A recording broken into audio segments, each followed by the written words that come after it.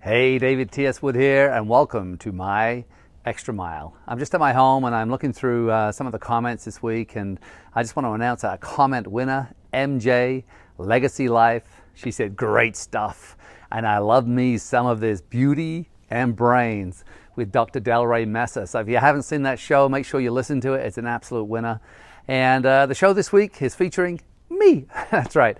After training 1 million students around the world, and after traveling and living and working in over 100 countries, I thought it was time that I brought some solo shows to you, some of my philosophies, my rituals, my habits, the things I've learned that have allowed me to create the life of my dreams and certainly the success I enjoy.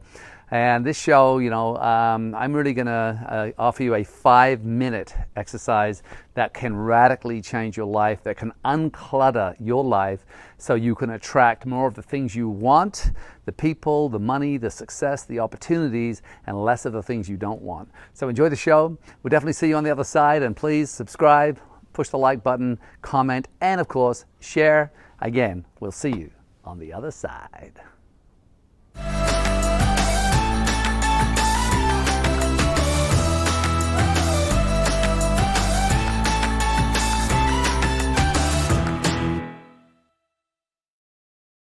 Hey, David T.S. Wood here, and welcome to my Extra Mile. And this is going to be a solo show. I just decided that I'm going to start putting out solo shows. As many of you know, some of you maybe don't know my background. I have lived, traveled, and worked in over 100 countries around the world. I've trained over 1 million people, both in person and through other mediums online, through my podcast. And that could easily be 2 million. It's a lot, but and it's really my passion is about results, and that's how I gauge everything. It doesn't matter if someone invests to come into a program.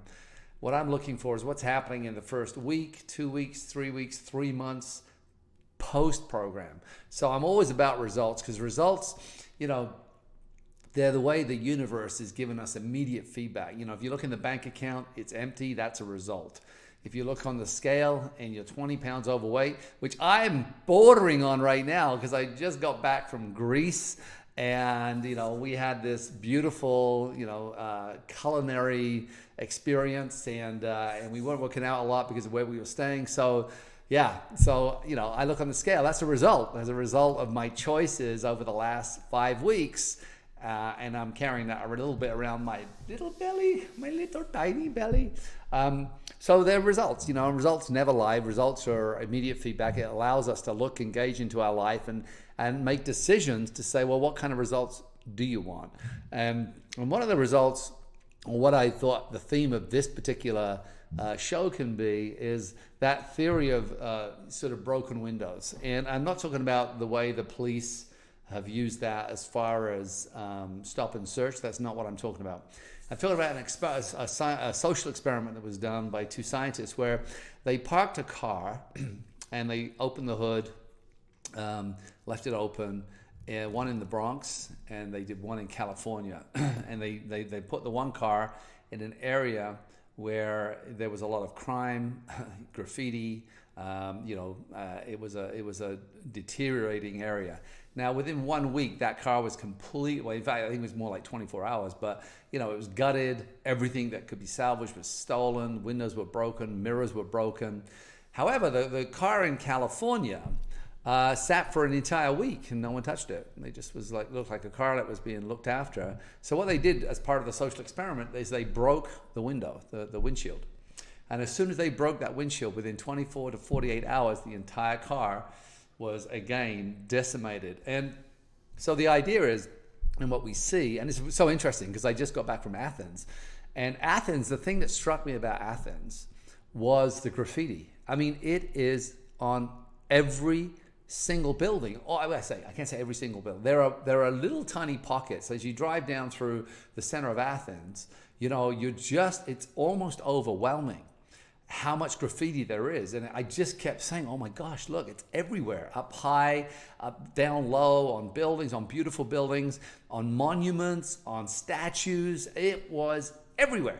And it kind of it's almost like the graffiti capital of the world.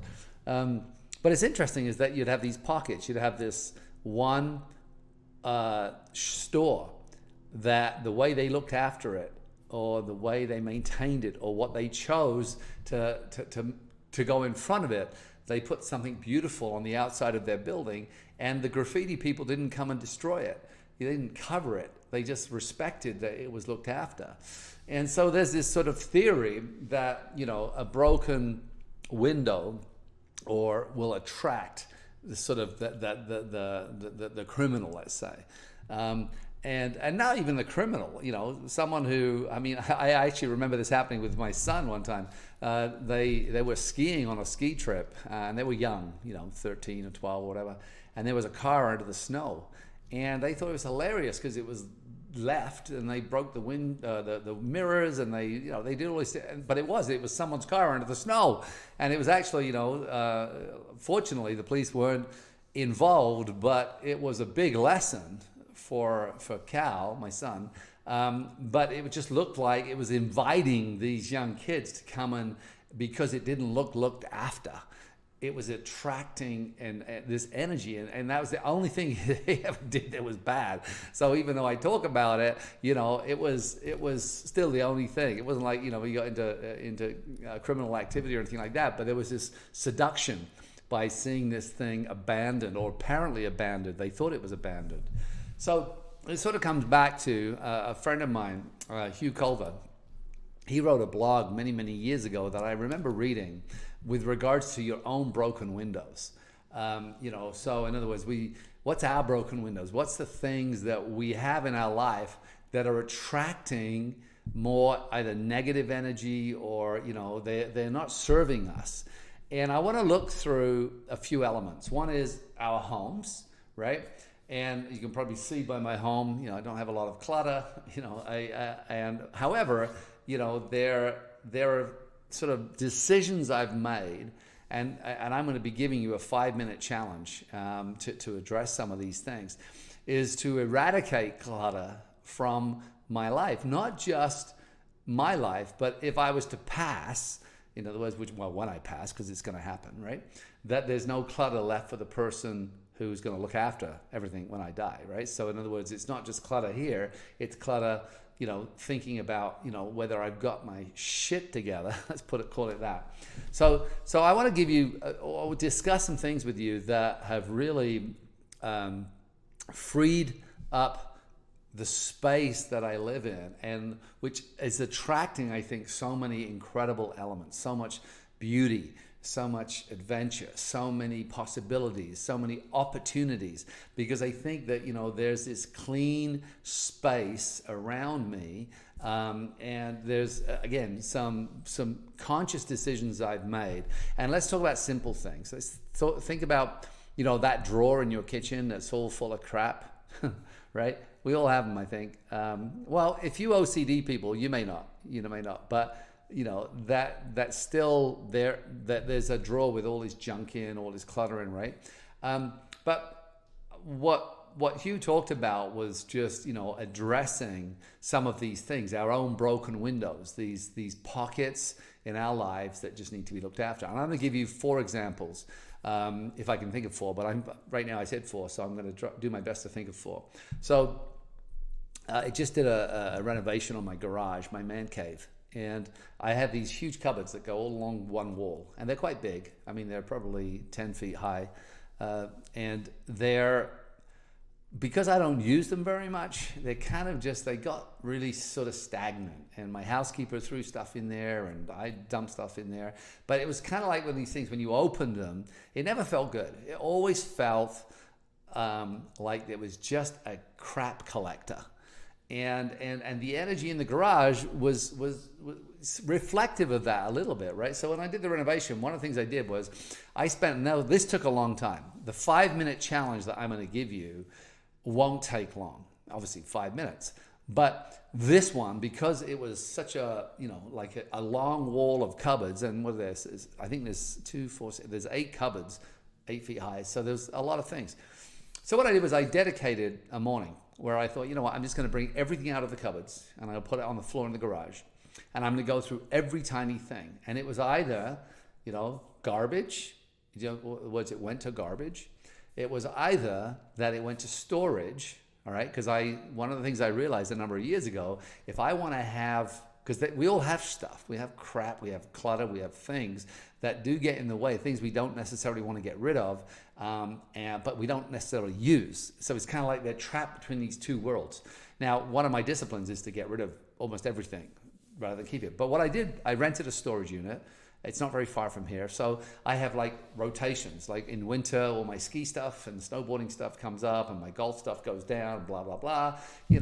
Extra bikes I own are down there and lots of my old folders from the courses I've done, all that kind of stuff. So there's a storage unit, which is on this property, which kind of houses, if you walk in there, it looks a bit cluttered, but it's way off this property and it's kind of a cool place. I love it. I think it's a great investment. It's not very much money a month, but it's a great thing to have away from the garage. So my garage now, instead of being a storage place, is a man cave kind of sort of, when I pull out one of the cars, it has a ping pong table, it has a foosball table, it has a dartboard, it has 2 pinball machines, it has a pool table.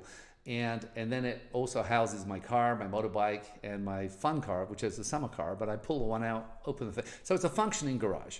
But these cupboards were cluttered. So I just dedicated a morning, and I went through every tiny thing. And I was really high discipline on garbage. And then I made a pile of stuff that I didn't want to garbage because someone else could repurpose it. And I gave it away. So it's things to give away, things to repurpose and give away, things to garbage, right? Or things to store, things that I wasn't necessarily ready to let go of, but I hadn't used in a long time so they could stay in storage. And I'm going to sneeze in a second, I think. Excuse me. Maybe not. Boop, boop, boop. But the feeling was unbelievable because I ended up with a system. There was all my tools were in one area. I have a safe in there, a gun safe for my hunting rifle and my golf clubs and things that I do use on a regular basis. But it was kind of like everything, every single shelf had a reason to be there and things that I would use and something I would go out to the garage and grab. Whereas before there was lots of things that were just there and they'd been there for a number of years. Now, when I got back after the renovation, of course, we had to empty all the cupboards, and so I had to do the same thing again. But this only took me about, 5, maybe 10 minutes to just go through and reorganize it because the workmen had put everything back, and it wasn't in sort of logical order. And I like the idea of logic. So all the tools are in one area, right? Everything for the car or the motorbike is in one area. Just sort of logic. The picnic stuff is in one area. So it's just kind of like just shuffling around. And so now when I open the cupboards, it feels, wow, it looks good. It feels good. It feels like there's a plan, but it feels energetically, as this broken window thing, it feels like a beautiful, beautiful window, right? Versus a broken window, clutter and whatever. And the same, the drawer in the kitchen, I always have this one drawer where I dump a lot of stuff. Again, but the 5-minute exercise, which I'll give you, which will address things like that. I want to talk about another one. I mean, by the way, we're going to go into four different sort of examples here, but my closet, I have a walk-in closet, and I've done this now, and I've done it twice in the last year and a half, where I've gone through and I've opened every single cupboard. I've taken everything out and I've tried it on. If it doesn't fit, or if it's something I haven't used, in other words, I realize I just haven't worn it, right? Then it goes and we donate it. And I donate it to people. Sometimes I donate it to charity, but often I just donate it to other people and they give it to charity, the stuff they can't use.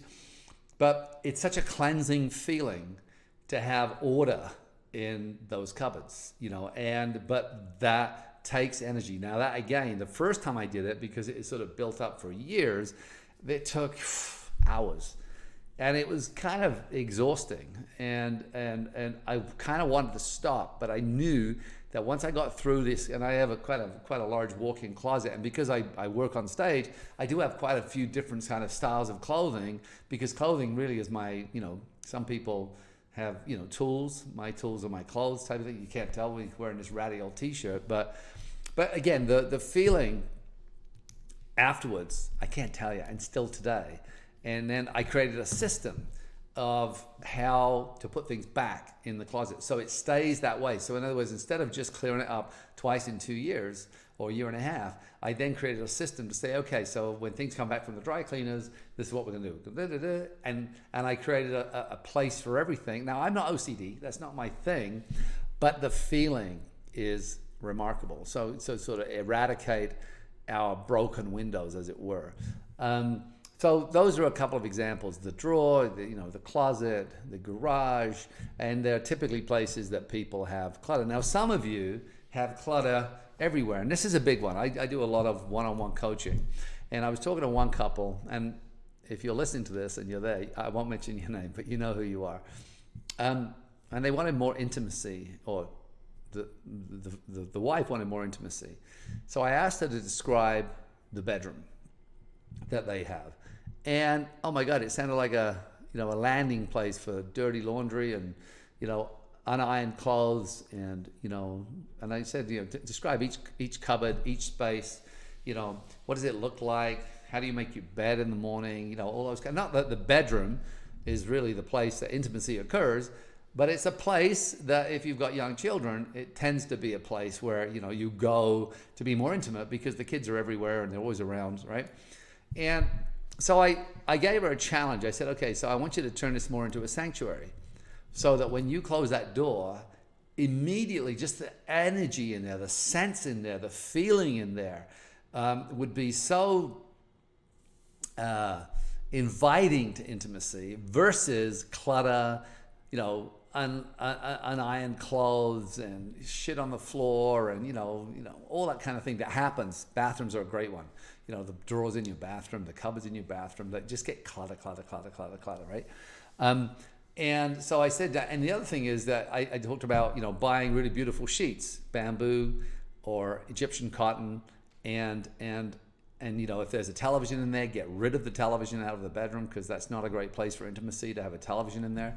But the idea was that buy some candles, is to create a sanctuary, to create an energy in there that's conducive to the energy that you want to attract, which was more intimacy. And it was radically different. When she talked about it afterwards, how amazing it felt to walk in there and feel that there's a care, there's a love, there's an intention in everything. And the clutter is not there. I talked about that. There are places, if you want to have clutter, there are places you can do that, like I said, But anyway, so it radically changed their approach to the bedroom and to their own connection, to the intimacy, even the smell, having, what do they call those things? Those that give off a scent, like those little, not humidifiers, well, you know what they're called. Yeah, those ones, diffusers, that kind of thing, right? And so the idea is, my intention is to have a greater level of intimacy, so I'm going to create a space conducive to intimacy, right? And so for me, I love cooking, so my kitchen's right here, right? So is to create a space that's conducive to great cooking and to that kind of feeling, right? So you're starting to get the feeling now of what I'm talking about. And the 5-minute challenge, right? Which I'm going to give you toward the end of this. But before I do, I want to get into one other area, which I think is so critical, is, unbroken windows are also unfinished conversations, unaccomplished goals, lists you've written, pieces of paper you've got lying around, all those kinds of things but unfinished conversations, and it's remarkable to me, how many people have this kind of something going on with another person, whether it's a family member or a friend or whatever, but it's just not talked about. But the energy, that broken window, as it were, that elephant in your brain that it's there, but you're not willing to address it. You just keep ignoring it. That is a big one to pick up the phone. And I always use a format. Whenever I'm cleaning up conversations, and I've had it happen recently where, I phone and I always lead with intention. And I'll do a whole program on this. In fact, maybe the next training I have this conflict resolution acronym that I created called Leaders Resolve Conflict. And if you want, if you like it, you can comment below, and I'll lead you through, how to deal elegantly with conflict. But the first thing I always do is lead with intention. So when I'm having a conversation that needs to be cleaned up, I just say, look, I lead with the ideas. The reason I'm calling is because I really want to have a deeper relationship, or I want to get closer, or I want to have a more beautiful relationship with you. And I realize there's something just, that we need to talk about, and then so the acronym leaders lead with intention. The next one is explore timing. Is this a good time for you? Anyway, I'll go into that on the whole training because it really deserves its own kind of training. So then we get back down to this sort of broken window idea. So whether it's a conversation, whether it's clutter, whether it's, whatever it is, you walk in somewhere and it's just, messy, and what does that attract? What does that mess attract? What does that clutter attract? What does it do? How do you feel when you're around it? Some of you are numb to it. Is that old thing, nose blind? Well, you're kind of numb to all of that, but that oppression, that sort of, it's almost a negative because it's uncaring. So it will attract uncaring things toward you, right? So the 5-minute exercise is simple. It's just simply get an egg timer, or today we have a smartphone. I'm using mine right now, but we could use a smartphone. Put on 5 minutes and address one of these, like your drawer in your kitchen, and just put a 5-minute timer on. Now, if you want to do 10 minutes, do 10 minutes. If you think you can't do it in 5, but it's like, or if there's a part of your house that's broken, you keep walking past this thing that's hanging off the wall, or something that's broken, something that needs to be addressed, a loose toilet seat, whatever it is. There's a cracked window, whatever it is. It's just the idea that if you notice something, that you address it right now. You clean up that energy and you get it done. And that 5-minute kind of thing. And you could even set the timer to say, what I'm going to do is I'm going to have 5 minutes once a week. I'm just going to address one of these pocket areas, whether it's fixing something, whether it's removing something. How many times have you just got crap sitting there that needs to get taken to the dump or cleaned up or whatever that is, right? Big one again, we haven't really talked about this too much, but it's goals, goals that you've set that you just are not doing, but you've set them, but you've not formally decommitted from them.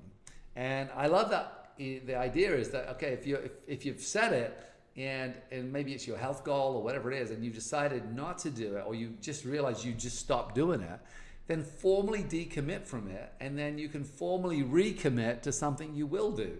But it's rather than just lingering out there of this thing that you said and you made a promise about, and then you stop doing it, and there's been no accountability, you kind of feel shitty inside, somewhere you do. It's kind of in there, niggling, and it's more subconscious on the, unconscious, subconscious level.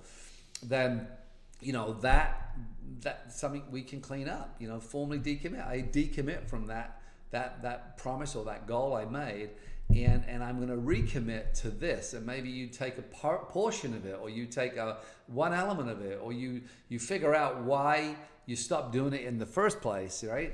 And that's the thing with lists as well. You list makers, you never feel like you've accomplished anything, right?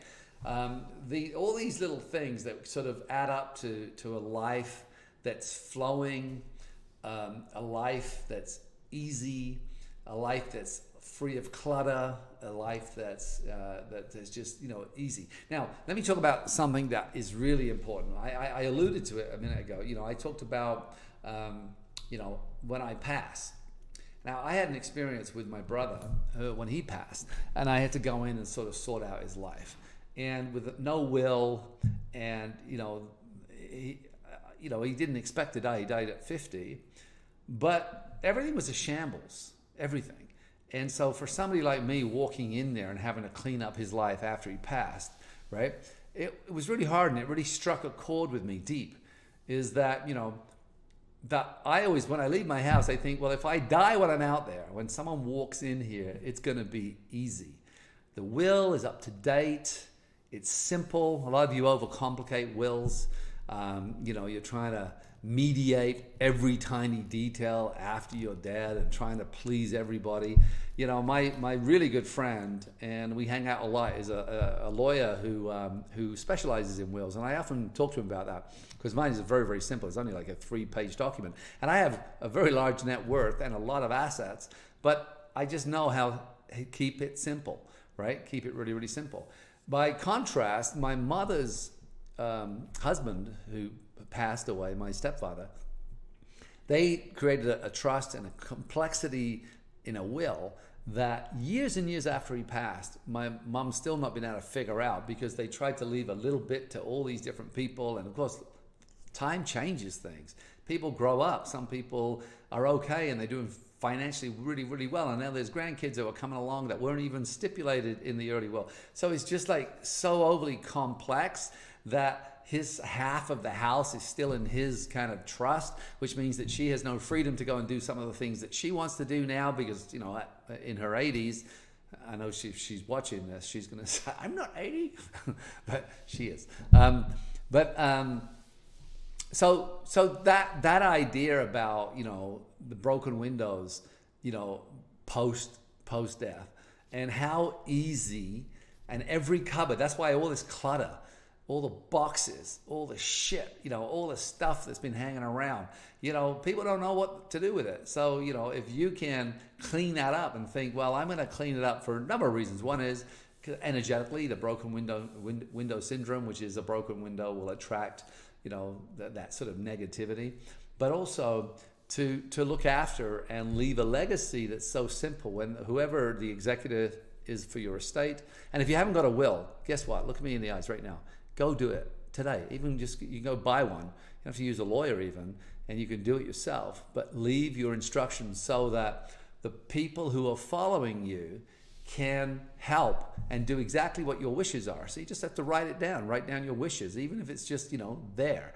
And, you know, but it really is a very, very important process, especially if you've been on the other side of this and had to look after someone's life who didn't have a will and didn't have instructions and didn't have, you know, order in the home and had clutter and had all these things that had to be dealt with by somebody else. So that's kind of the thread of this whole conversation. Again, going back to Hugh Culver's blog, you know, was really that, you know, unresolved conversations, clutter, things that are just sort of mounting up. Things you need to address is to get that 5-minute clock, 5 minutes, and you could do 15. Look, I don't care. You know, my walk-in closet took me a half a day. The garage took me a half a day. But I remember so many times I thought, I could just throw it back in and I'll do it tomorrow. No, it's about doing it now. It's about walking past something and seeing that it's broken or ripped or torn or whatever, and saying, you know, I'm going to be in the habit. When I see it, I'm going to get it done. I'm going to look after it so that we maintain this level where there is, you know, air to breathe, and there is space for creativity, and there is, you know, ease and flow versus, you know, that just piling up of crap that in the end, you know, has a detrimental effect on our DNA, on our soul, on our psyche. So here's your task then. I'll give you a little, as we're coming up for 30 minutes here, just to choose one area, set that timer, and just see how it feels. I'd love you to do it right away. So as you've finished watching this, if you've got time, which a lot of you are at home right now, just choose the simplest, smallest thing. One area under the sink, you know, under the sink in your bathroom, or, you know, if you have a medicine cabinet, which I don't know who does anymore, but let's say you do, you know, it's just full of stuff and stuff that's been there for a long, long time. You know, your pantry, oh my God, pantry, you know, that's such another one, right? Fridges, you know, where clean your fridge out and get rid of stuff that's, you know, been out of date for 6 months, and you've got all those little bottles in the door, right? Anything, any one area, just do it and see how it feels once it's done. Once you've created that clarity and that order. There's a plane flying by, a plane that I actually fly. There she goes, at 182. And maybe comment about it. And then you can sort of approach the same mindset to all areas, and including the conversations. Is there any person in your life where a clearing conversation is needed, where we need to fix the window? And even if you don't, make up and love each other again, but you gain clarity and awareness, and you set the intention, and you get it out of your body. And, so in other words, you're holding on to something. And, I always say, and anyone who's been to one of my trainings, I say, holding on to dark energy or negative energy is like drinking poison and expecting the other person to die. So this idea of cleanliness and clarity. Another great one would be your car. Take a timer, and if you're one of the people that have shit in your car or stuffed in the pockets, or the glove box is full of crap, right? Just go in there and just take it all out. Take everything out, and then just put back the things you want, and everything else should be garbage, or put somewhere else. Maybe it has a different home, but not in that car, not in the trunk. What's been lingering around, and where can you clean it up? And this isn't just about being clean, remember. This is about, a scientific study that showed that when we have clutter and we have this, these things that are broken, all it does is attract more of that. And we become sort of buried in this. And not because, and looking at the whole thing, in fact, this is an interesting thing. You see how my mind wanders from place to place. A lot of people don't move as they get older because they're just terrified of having to address all the crap they've gathered over the years. So the idea of moving house, they may no longer be happy, but often living in a home, and because the garage is full of crap or something like that, right? And so we don't have that freedom to just sort of say, hey, I'm out of here. And it's all simple. It's just because we're buried and there's so much, and people become overwhelmed and they think they don't want to move, right? That's a lot of reasons people don't move. So again, I think you got it. I think you understand this principle. I can't tell you how incredible it feels. The discipline, doing it can be hard. Depends if it's a long job like the garage for me or my walk-in. But the post feeling, it's like a breath of fresh air. You walk in and you open a cupboard, there's order, there's clean, it makes sense, there's no clutter, there's no garbage. And, get the habit of, if you're not willing to sell it, throw it, get rid of it, or give it away. You're right. you can put stuff out. I'd be so surprised, so surprised, what you can put out on the street and people will just take. But I don't like that. I don't like selling stuff. So I normally just give it away, give it to someone who doesn't have as much as I do. And hopefully if they want to sell it, they can. And so that's always easier for me. So, all right. Here's the first solo training. There are going to be conversations like this. Probably I'll attempt to keep them around 30 minutes. Hopefully we can address some things. If you have any questions, if you have stuff you want me to deal with, or questions you have me about things, whether it's money, whether it's about relationships, it doesn't matter what it is. I have a broad range, and if I don't know, if it's not my bag, I'll find a guest and bring them in and we'll handle it. So, but just to remind you that I'm building this YouTube channel, and it takes a while to get there. You need 4,000 listening hours and 1,000 subscribers before you even start showing up on the algorithm. And we hit the 1,000, and you can see that's continually growing. But it is a hard one to break into. And we're about, we're just under 4,000, I think maybe 3,300 listening hours right now. So if you can listen, listen. But let me sort of create for you the things you want. So if there's questions, if there's stuff you want me to cover, if there's things you've heard me talk about and you want more clarity on, if you have specific questions, whether it's about the world, culture, behaviors, mindset, money mindset, regardless of what it is, you can ask me. And again, if I don't know the answer, I'll bring in the expert and we'll cover it. If you want to follow me on social media, David T.S. Wood on both Instagram and on Facebook and on Twitter. I just started Twitter, so I'm still trying to figure that whole monkey out. It's like, I don't know, I'm not quite sure how to use it yet, but I am posting a little bit there. But yeah, if you can follow us and if you can share with the YouTube, pushing the like button is really important for algorithms. Commenting is really important, so being a part of the conversation. I call this my extra mile because there's little tiny things we do like this. This is a 5-minute exercise. Those incremental little tiny things we do on a daily basis, you know, that becoming 1% better, and just really, you know, getting involved by subscribing and sharing it with friends, talking about it so that we can build this more quickly. That would be awesome. If you've enjoyed this, again, you know what to do. Have a little, and I will definitely see you on the other side.